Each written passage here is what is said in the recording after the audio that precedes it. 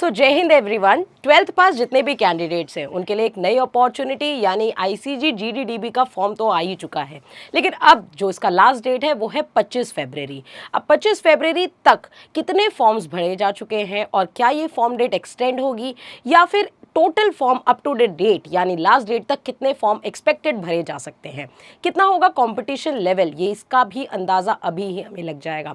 लेकिन हाँ, आईसीजी जो होती है इंडियन कोस्ट गार्ड, उसके थ्रू 2 वैकेंसीज आपकी निकलती है, ये बात आपको बहुत अच्छे से पता है। एक जीडी यानी जनरल ड्यूटी और एक होता है डीबी। अब जीडी और डीबी में फ़र्क ये होता है कि जो जीडी होता है वो क्लास 12th लेवल पे होता है और डीबी जो क्लास 10th लेवल पे होता है। मुद्दे की बात पे आते हैं कि फॉर्म कितने भरे जा चुके हैं अब तक में, तो कुछ एनालिसिस हम डिटेल में देखते हैं। जैसे सबसे पहली चीज़ कि लास्ट डेट जो अप्लाई है वो 25 फरवरी है, ये बात आपको बहुत अच्छे से क्लियर है।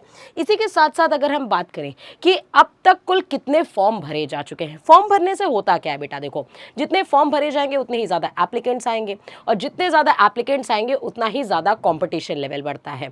जब भी हम किसी पेपर की कट ऑफ की बात करते हैं तो कट ऑफ कुछ पैरामीटर्स पे डिसाइड होता है। सबसे पहली बात डिफिकल्टी ऑफ पेपर लेवल, साथ ही साथ नंबर ऑफ एप्लीकेंट्स कितने बैठे हुए हैं, नंबर ऑफ वैकेंसीज कितनी रही है, क्या शिफ्ट आपके अलग अलग शिफ्ट में हुआ है तो इजी मॉडरेट हार्ड किस शिफ्ट में पड़ा है, उसके बेसिस पे भी कट ऑफ आपकी वेरिएट करती है। तो अब बात करते हैं कि आईसीजी का जो एग्जाम आपका अप्रैल में होने वाला है उसके लिए भी आपके पास लिमिटेड समय बचा हुआ है, क्योंकि फरवरी है भाई, फरवरी के बाद पूरा मार्च आ रहा है और मार्च के बाद आएगा आपका अप्रैल। अब मार्च की अगर बात करें तो ठीक एक महीने में आप कितनी आईसीजी की तैयारी कर सकते हैं जिसके बाद आपकी शॉर्ट सफलता गारंटी निश्चित हो जाए कि हाँ आप सिलेक्ट हो जाएंगे।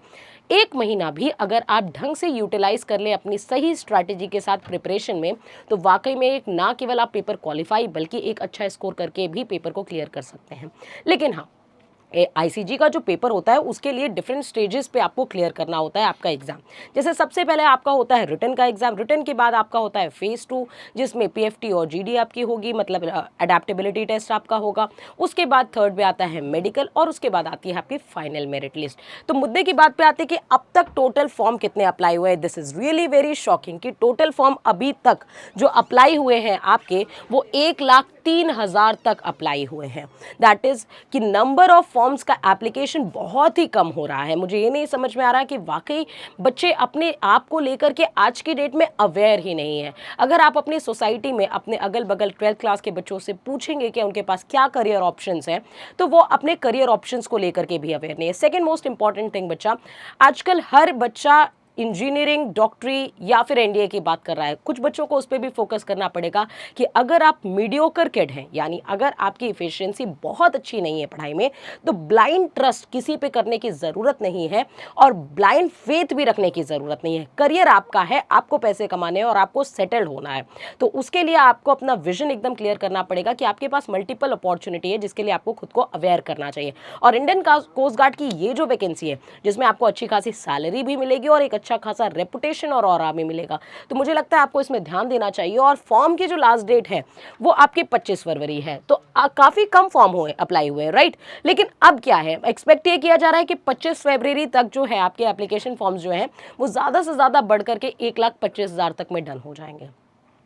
एप्लीकेंट्स की संख्या बहुत कम हो गई। वहीं अगर हम एयरफोर्स की बात करें तो एयरफोर्स में जो एप्लीकेंट्स की संख्या होती है वो लगभग 2.5 लाख तक जाती है, लेकिन यहाँ पे तो उसमें भी काफ़ी हद तक गिरावट देखने को मिल रहा है। इसी के साथ साथ क्या फॉर्म डेट बढ़ेगी, तो डेफिनेटली बच्चा उम्मीद यही है कि फॉर्म डेट बढ़ेगी, क्योंकि एप्लीकेंट्स की संख्या बहुत ज़्यादा कम यहाँ पे देखने को मिल रही है। मुझे लगता है जितने भी बच्चे हैं अभी तक जिन्होंने फॉर्म अप्लाई नहीं किया है उनको फॉर्म अप्लाई कर देना चाहिए और अपनी प्रिपरेशन में जुट जाना चाहिए।